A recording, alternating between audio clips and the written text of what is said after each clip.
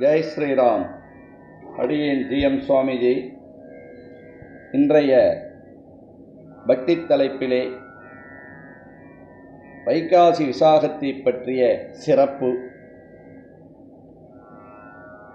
வைகாசி மாதம் வசந்த காலம். வசந்த காலத்திலே வைகாசி மாதத்திலே விசாக நட்சத்திரத்திலே பரமேஸ்வரனுடைய நெற்றிக்கண்ணிலிருந்து அவதரித்தவர் முருகபெருமானாவார். விசாகத்தன்று முருகபெருமானை சந்தோஷப்படுத்தக்கூடிய நன்னாளாகும். இந்த விசாகத்தன்னைக்கு வரும்போது நம்ம விரதம் இருந்தாலே இந்த சஷ்டிக்கு இந்த 6 நாள் விரதம் இருக்கிறதோட பலன் என்பது கிடைக்கும். இந்த 6 நாள் சஷ்டிக்கு எல்லாராலையும் விரதம் இருக்க முடியாதவெல்லாம் வரும்போது இந்த விசாகத்திலே 1 நாள் விரதம் இருந்தாலே இந்த 6 நாட்களுக்கு உள்ள பலன் என்பது கிடைக்க வாய்ப்புகள் என்பது உண்டு. விசாகம் விரதம் இருப்பது ரொம்ப ரொம்ப ரொம்ப ரொம்ப நல்லது.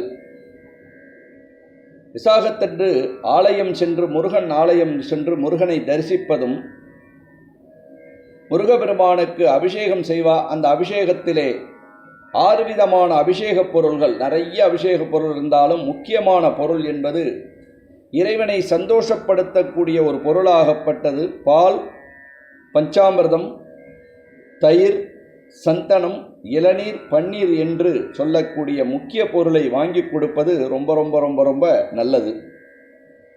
அடுத்ததாக முருகபெருமானுக்கு அர்ச்சனை செய்வது விசேஷமானது. 6 விதமான புஷ்பத்தினால் அர்ச்சனை செய்வது.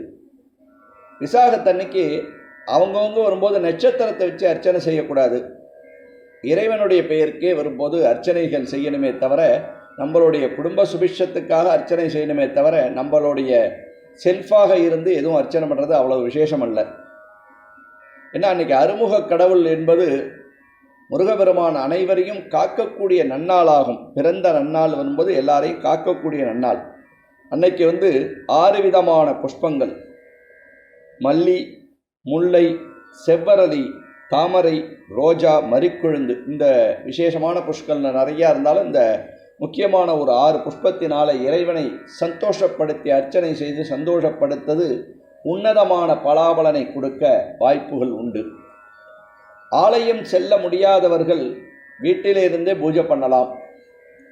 ஒரு முருகபெருமானுடைய படத்தை வைத்து சந்தன குங்குமம் வைத்து வாசனை புஷ்பத்தினாலே இறைவனை அந்த ஃபோட்டோவுக்கு அலங்காரங்கள் செய்து நைவேத்தியங்கள் என்பது தூபதீபம்லாம் காமிச்சு நைவேத்தியங்கள் பண்ணணும்.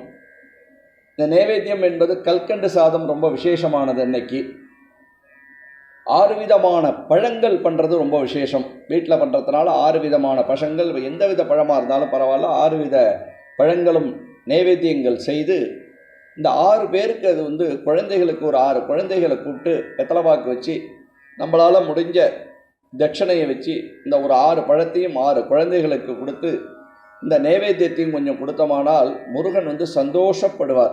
அருமுக கடவுள் சந்தோஷப்படுவார். ஏன்னா குழந்தை தானே அவர். அப்பேற்பட்ட முருகபெருமானை குழந்தை மூலியமாக ஒருத்தரை வரவழைச்சு அந்த குழந்தைகளுக்கு கொடுத்தோம்னால் ரொம்ப ரொம்ப ரொம்ப ரொம்ப ரொம்ப நல்ல பலனை கொடுக்க வாய்ப்புகள் உண்டு. அன்று வேலனை வழிபட்டு வெற்றி பெறலாம். வேலனை வழிபட்டால் வெற்றி பெறலாம். குழந்தைகளுக்கு ரொம்ப ரொம்ப ரொம்ப ரொம்ப நல்ல நாளாகும். அழகு, புகழ், கல்வி, தனதானியம் அப்படின்னு சொல்லக்கூடிய எல்லா செல்வங்களும் அந்த நேரத்திலே வழிபடுவது, எல்லா செல்வங்களும் நமக்கு கிடைக்க வாய்ப்புகள் என்பது உண்டு. அவனருள் பெறுவோம்.